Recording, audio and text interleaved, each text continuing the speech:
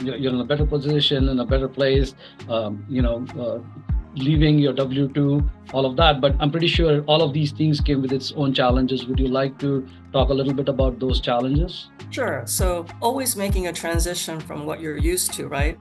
No matter how much you don't like it, right? I think a lot of people stay in situations because it's what they know. So even if it's an unhappy situation or whatever, you're familiar with that. So you stay with that. So definitely, right? I still have bills to pay when I had the job and everything, right?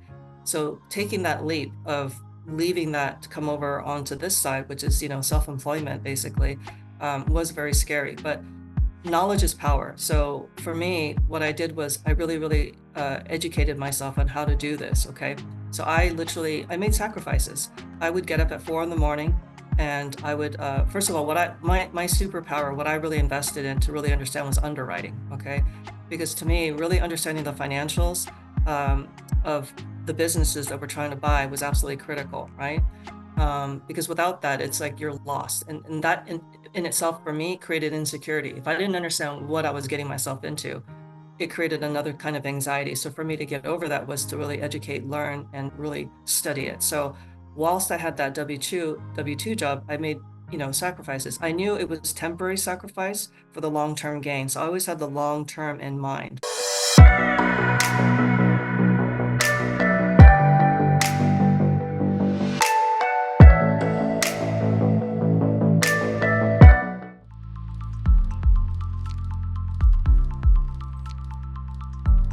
Hello, everyone. Welcome to REI Secret Spill, Fast Track to Riches. This is Sanjay Hegde, and today I have with me Hitomi Yasuda. Hitomi has a PhD in international textile and apparel management. She lived in UK for 9 long years. Later on, she was, making sure that she was introducing the American brands to Japan, and after a very long time in the apparel business. She moved into multifamily.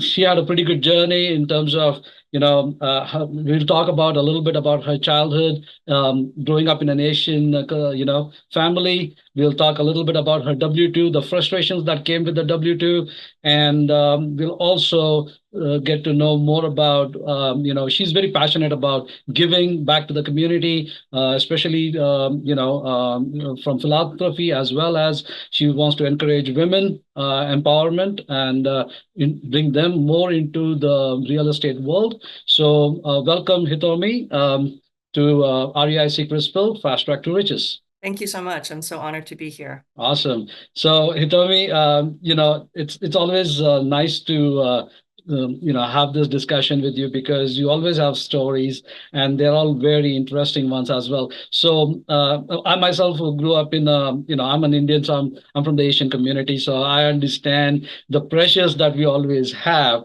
as to following your dream and things like that. It's something that they normally don't encourage so much because they have a certain mindset.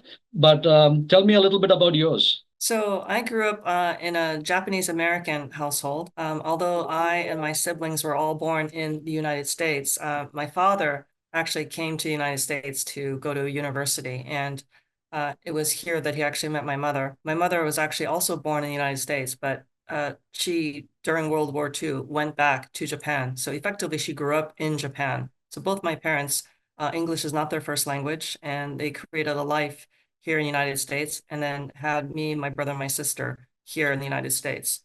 I'm the oldest, hence I have the Japanese name, and my younger brother and sister, they have English names, American names, and they cannot speak the language. So they've lost the language now. I'm the only one that's still bilingual. But growing up in my particular family, right, quite conservative and quite strict as it pertained to education. And so my father really kind of pressed that, right? Go to school, get good grades, all that kind of stuff. In the book Rich Dad, Poor Dad, which many people know, my dad was the epitome of the poor dad. Worked so hard, but not getting very far. But that's all that he knew. And so that's kind of how the influence I had without having any other experience, the path that I took as well, in my 20s. Okay. So is that why you wanted to get into the PhD side of things and not get into the entrepreneurial side of things? Is Yeah, I had dreams of, living an international life and kind of seeing the world. And so when the opportunity came up to study abroad, that's what the PhD allowed me to do, right? My father was get good grades, go to school, get good grades, find a good job. The opportunity came up to actually live abroad. And so at the time, I didn't really have this master plan of what that was going to lead me to. It was this kind of almost like very short term, like I get to go overseas, I'm just going to do it. I didn't really think too much what the ramifications would be or what kind of career that would lead to. It was just sort of like as doors opened, I'd walk through it, but I didn't have like this roadmap of where I ultimately wanted to go, at 21 years old. It was really kind of hard to know the rest of my life, right? So that's where I kind of went there and then ended up having this huge degree on a very small, limited topic, right? And then afterwards went right into the corporate rat race because I didn't know better. Like I just couldn't really see what other options I had for me at the time. And I thought the fact that I have this big degree, uh, that somehow it was going to lead to a very prosperous life. So yeah, I can imagine the challenges that comes with that, right? Like we all think that okay, hey, because we've been conditioned that way, right? Like work hard, study hard, get a good job, and you work harder over there, and you'll get promoted, and you'll make money and save that money, and after all of that, you can retire. So that's I understand where you're coming from on that one. So what made you decide to get into the real estate business?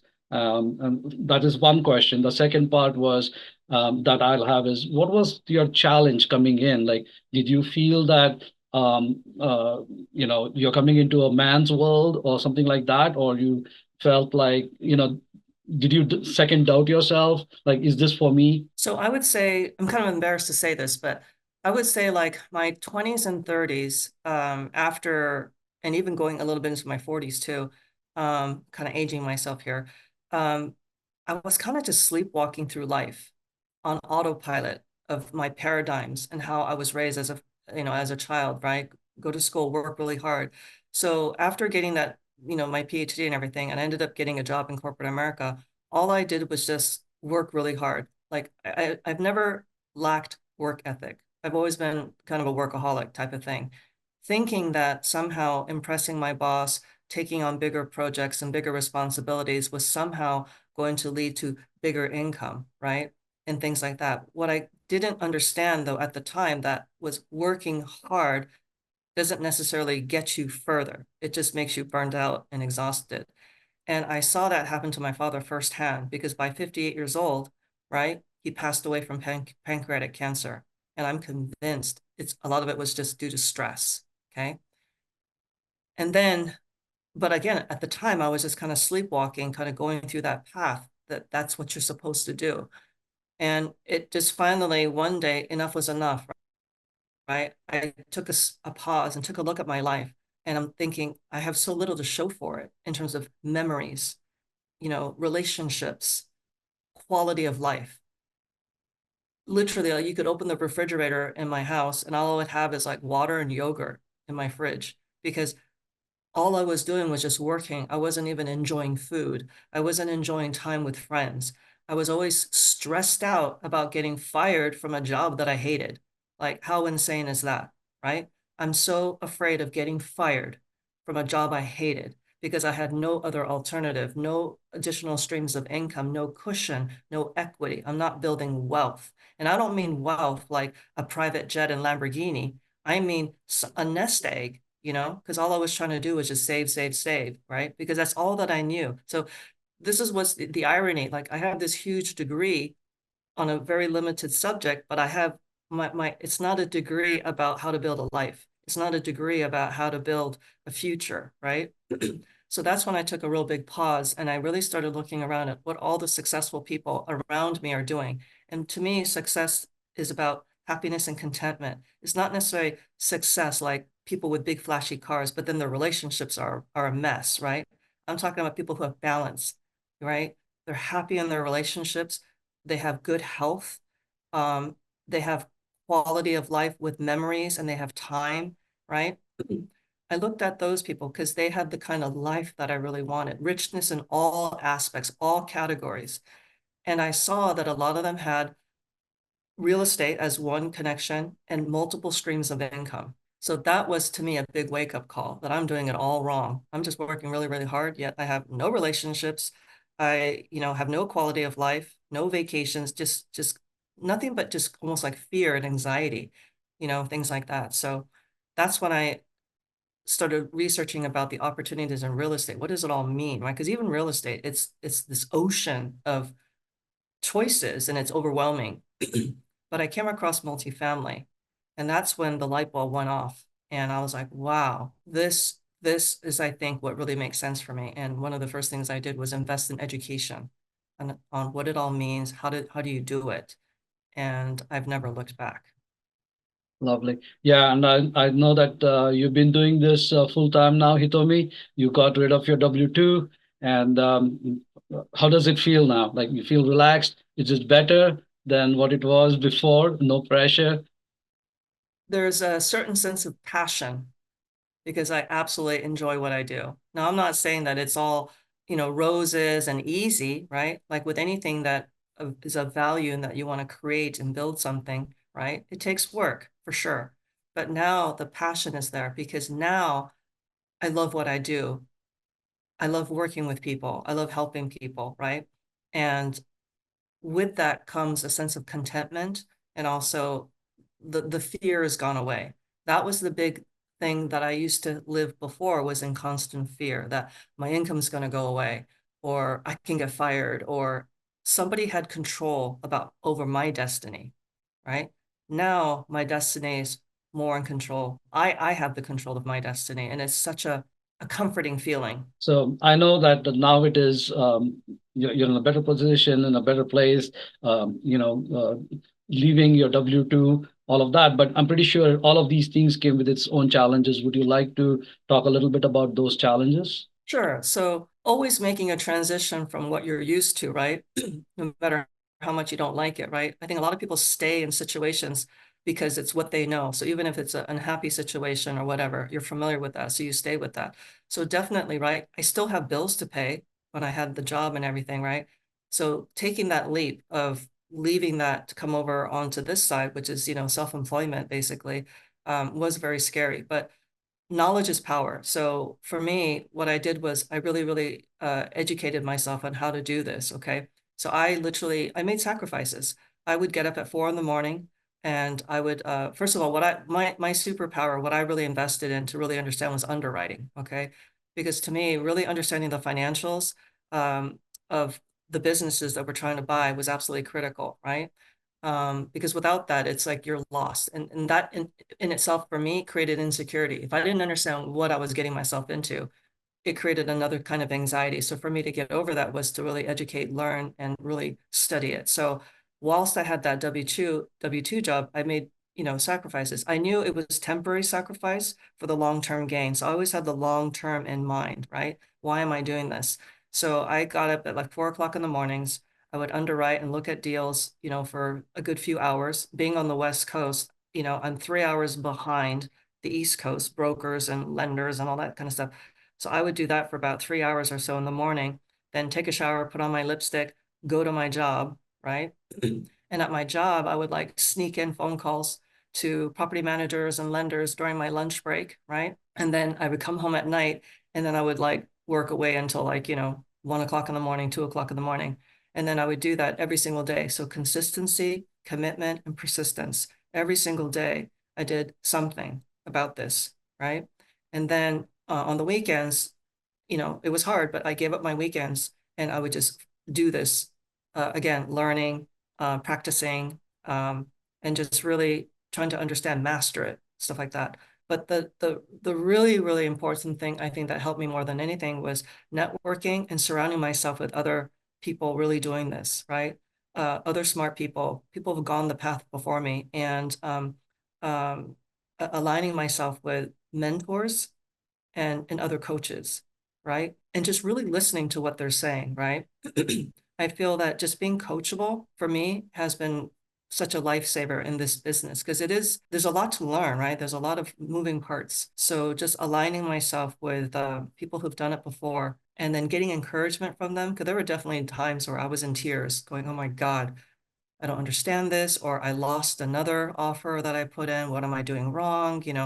Feeling sorry for myself, right? Just that whole mindset thing. So just surrounding yourself with people who were just very encouraging and supportive was important. Yeah, you use that the word right, like the mindset. The mindset is the key, right? So, Hitomi, do you do any kind of thing to get your mindset working for you to get over certain challenges? Like, do you read a lot of these? Like, what does Hitomi do from morning as she wakes up? Like, do you do them any of these meditations and something to get your mind all set for the day, or do you have a certain ritual? Yes. I would really say in the last like 6, 7 years, I've really developed as a person. Okay. Um, I really had to become the person I needed to be successful in this because there was a lot of paradigms within myself that I had to change. First of all, I had to change the mindset of being an employee. Okay. Before, a lot of decisions were made for me because I had a boss and a structure and the company culture. And so I just had to behave that certain way. Right. Now, when you're self-employed, right, and you're doing this for yourself, even though you're part of a team, right, I have to be my own motivator. I have to be very disciplined in how I structure my days and things like that. So I've read a lot of books, right, about the importance of, meditation, being grounded, right? I've read a lot of books and followed mentors about setting goals, right? um, about how to, one of the big things I learned was, you can never manage time. You cannot manage time. The only thing you can manage is your activities. So I really took a hard look at what I was spending my time on. Okay. For me, my personality, I have to fight procrastination. Okay. Procrastination is my biggest enemy. So, the things that we don't like to do, right? And I put it off, right? One of the things I've learned is that successful people don't let things they don't like to do stop them. They still do it, right? Do it. So a lot of these things are development in my personality that I've had to really grow and change over the years. So not just multifamily, right? That's very technical. It's very much to this industry, but just everything in my life, the way I think, even, and this is really hard too, but even some of the friendships in my circle, I've had to let some friends go because, right, they weren't serving me anymore. And I don't mean in a selfish way, but they were either very negative or toxic or not supportive, right? I had to say, I cannot spend as much time with you anymore. And I wouldn't necessarily say it like that, but I would just distance myself. I don't like to create enemies. I don't want to create drama, right? So I just chose to just remove myself from situations where it wasn't helping me grow as a person and kind of stay very focused, in terms of what I had to do. So a day for me, right? I would, and I have to work on this too. I'm not a natural morning person. I'm more someone that can keep working till like 3 o'clock in the morning. And then getting up early has been hard for me. So that is a habit that I've been trying to change and be a little bit more productive by getting up early in the morning. So I do usually try to get up and start with, a very peaceful day in mind about I'm going to have a very successful day. And I have, for me, certain, things I need to accomplish by noon, right? And then by 4 o'clock and things like that. I set goals for myself throughout the day because I know I cannot manage the time. I can only manage what I do within that, you know? Um, and and I do try to get in exercise, during the day because I can manage my activities. I'll go take a break, and maybe listen to a podcast or something like a short little hike around my neighborhood, and then come back and then submit that LOI, things like that. So really just trying to balance not just the technical aspects of this business, but my life as well to just become a more whole person. So Hitomi, you like to read a lot. So what are some of those favorite books of yours that you would like to talk about, and why do you like them? So, I mean, we've all heard the famous books, right? Like Rich Dad, Poor Dad, and Think and Grow Rich, right? Those are the the ones that really catapulted me to kind of get going. And once again, right, a lot of it was a paradigm shift. I read those books years ago, okay, before the whole PhD and all this kind of stuff like that. And I just wasn't ready at the time. I almost read it as entertainment that, wow, these books, that was a really good story kind of thing. It didn't hit me that there's a powerful message there. It's sort of like when the student is ready, the teacher will appear. Although I read those books, it just, I don't know, kind of went in, went out, and it was just, you know what I mean? Yep. But then, but then now that I have a sense of purpose of what I want with my life, I went back and reread them. Suddenly it was a whole different message, a Got it. whole different message. So for me, when I read books today, right, and there's so many out there, you know, um, ones that are very specific to, say, multifamily investing, or even capital raising, or even leadership, and reading books on leadership too. Um, Now I approach them with a sense of purpose. So the content, the message from these brilliant authors are much more meaningful to me, that I actually am going to do something about it. That was my problem before. I would read them, but I didn't take any action. All right. So, what's in store for Hitomi, and what are we going to see more of Hitomi doing? So for me is I really want to step up and become a much stronger leader, really want to add value, right? So I know I need to continue growing and stretching, not only as a multifamily investor and a syndicator, but another area is capital raising. So that is something that for 2024, I'm going to really make it a point to fly to different events around the country, uh, put myself out there, um, learn about capital raising, grow in terms of my personality. I'm a natural introvert.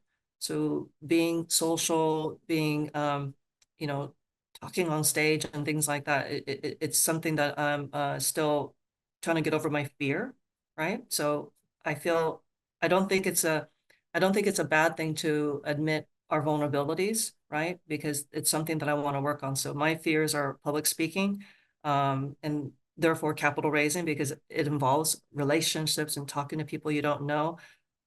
It's a little bit intimidating because you're talking to people sometimes, or a lot of times, with tremendous wealth. And so I feel a little bit imposter syndrome, like here's little me, talking to these people who are very successful business people and trying to, establish a relationship with them. And I feel like, wow, they're not going to give me the time of day. Oh my gosh, right?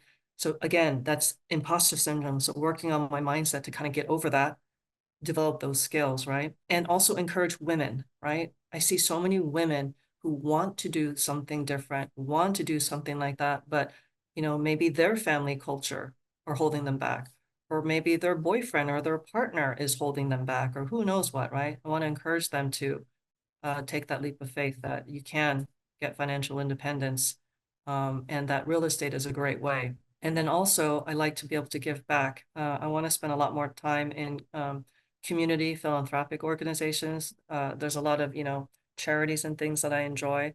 Um, One of the projects that I'm most proud about most recently is a multifamily project where we are actually tied to the community for the homelessness, people coming out of jail and things like that. So not only are we able to, as a team and investors, make it a very good investment type of property, but we're giving these individuals, our residents, a second chance at life, clean, affordable, safe home housing. So that's a really good feeling too, that we're making an impact. So investing through social impact. And then last but not least, to the next generation, people who are wanting to get out of their W-2 or whatever career that they're unhappy about, how they can get into multifamily. So if I can help them with understanding underwriting or anything to help make their journey a lot less stressful, I'd like to be able to make that impact as well. Awesome. No, that's very deep, Hitomi, especially the one that you are doing on this project with the homeless and trying to,